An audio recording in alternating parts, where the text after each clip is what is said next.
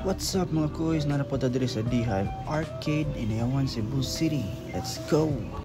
Natay bago nakitaan mga kuys, silugan na mga kuys. Silog meals ni siya mga kuys.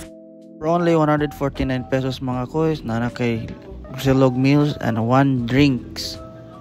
Very accommodating and friendly ang owner mga kuys. So si boss kuys. Tawa mga kuys una sila 49ers, 99ers, then apod sila pang student meals. Barato rin kayo mga kuys, affordable.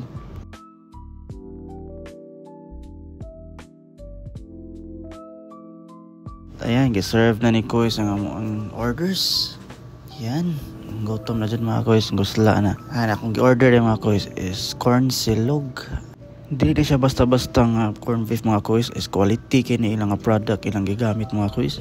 Kita pod mi sa ilang tapad na ay mga fried foods yung mga kuys, na ay Adidas yung mga kuys. Ug napod na sila fried isaw mga kuys, tinglamia. Ayan, shout out sa itong mga followers diya mga kuys. Shout out sa inyo din na. Kung gusto mo ma-shout out, engage sa mong page mga kuys. Salamat sa suporta. Enjoy watching mga kuys.